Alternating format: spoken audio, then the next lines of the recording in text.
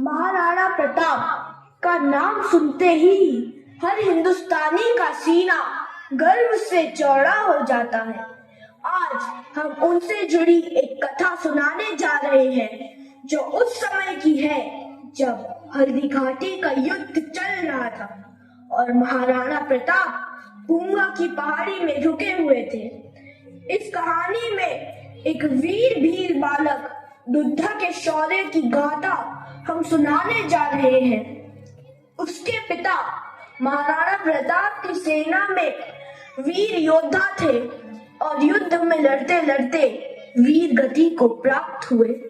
परिवार में दुद्धा और उसकी मां ही शेष बचे थे। दोनों का जीवन निर्वाह बड़ी ही कठिनाई से हो रहा था। एक बार दोनों को 2 दिन तक खाने को कुछ नहीं मिला।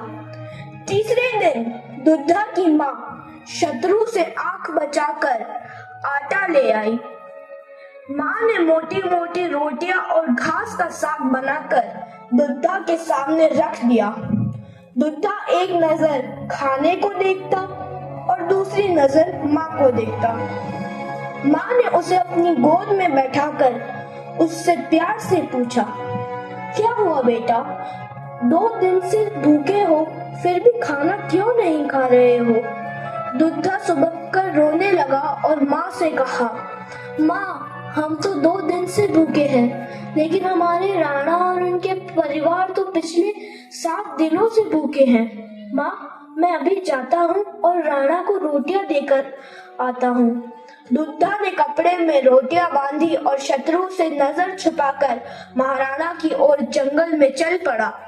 रात के अंधेरे में शत्रु के सैनिक पहरा दे रहे थे और उनकी नजर दुद्धा पर पड़ गई।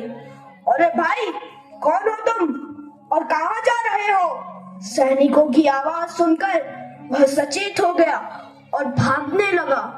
सैनिकों ने दुद्धा का पीछा किया और तलवार से उस पर वार किया, जिसके कारण दुद्धा की दाई हाथ की कलाई कट गई और रोटी की पोटली भी गिर गई।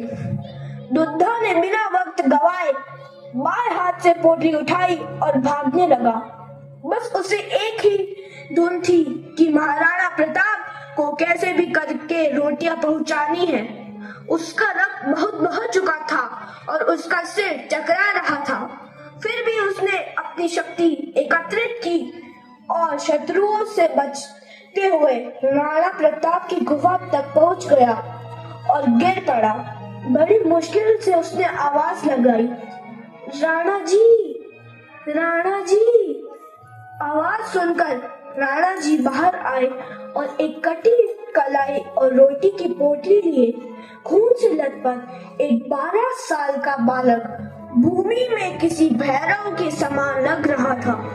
महाराणा प्रताप ने उसका सिर गोद में ले लिया और पानी के छींटे मारकर उसे होश में ले आए।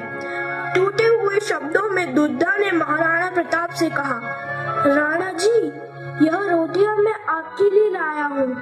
महाराणा प्रताप ने कहा, तुम्हें अपने प्राण संकट में डालने की क्या जरूरत थी? दुद्धा ने कहा कि अन्नदाता आप तो पूरे परिवार के साथ संकट में हैं। आप चाहते तो अकबर के साथ समझौता कर सकते थे और सुख सुविधा के साथ रह सकते थे, परंतु आपने मातृभूमि की रक्षा के लिए कितना बड़ा त्याग किया। इतना कहकर बुद्धा ने महाराणा प्रताप की गोद में अपने प्राण त्याग दिए। महाराणा प्रताप बिलखते हुए कहा, धन्य है तेरी देशभक्ति और धन्य है तेरा त्याग। तू अमर रहेगा और तेरी कहानी अमर रहेगी। आज भी अरावली की चट्टानों में वीर योद्धा की यह कहानी देशभक्ति, साहस और त्याग का परिचय देती है।